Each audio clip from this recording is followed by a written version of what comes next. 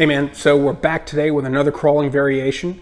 This one is, again, for me, it falls under the kind of bear crawl umbrella, but I believe the folks over at OS refer to this one as a Spiderman Crawl.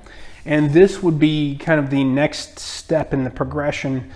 You've done baby crawls, you've spent some time doing the leopard crawling.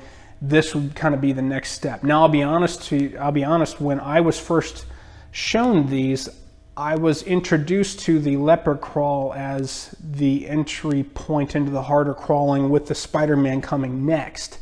I'll be honest with you though, the Spiderman for me is a whole lot easier.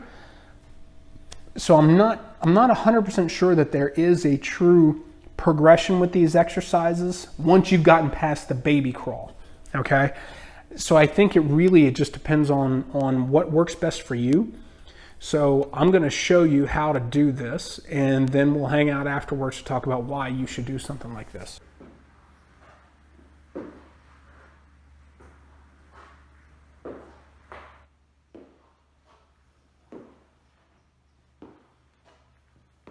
Okay, so that was the Spiderman crawl. And so the big difference between the leopard crawl that was mentioned earlier and the Spiderman crawl, the one that we just showed you, is where the knees are tracking. In the leopard crawl, you're looking to keep the knees tracking, even or maybe just a little bit inside of the elbows. With the Spiderman, we're gonna go outside, right? We're gonna let those knees track outside. So there's a little bit of a bigger range of motion required, I think, in the hips with that. And that can make it harder to stabilize your trunk.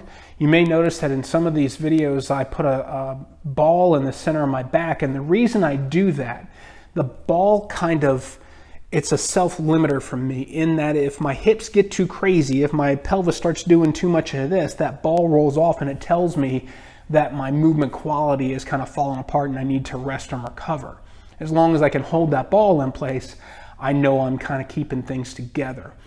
So that Spiderman crawl, I think, requires a certain level of hip mobility. As far as why you would crawl in general, number one, if you don't know, just try it. Give it a shot. Find 100 yards of grass or gym flooring or something along those lines and go for a little ways and see how it makes you feel. But if you want a little more formalized response as to why you should crawl, we are built from an anatomical standpoint in an X, right? So this shoulder and this hip work together, this shoulder and this hip work together. And that's how you move in your crawl. So anything that requires you to move within the way that you are designed can't help be but good for you, right? It's also going to help nourish your nervous system. This side of my brain controls this side of my body and vice versa.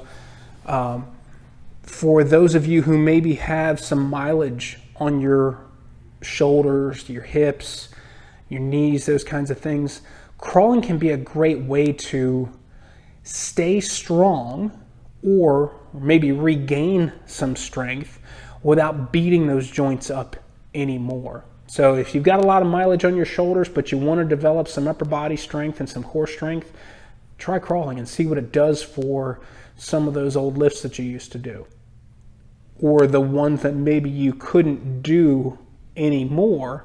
You might just find yourself able to pull them off again without pain. So, but don't take my word for it. Get out there and try it, and then see how you feel.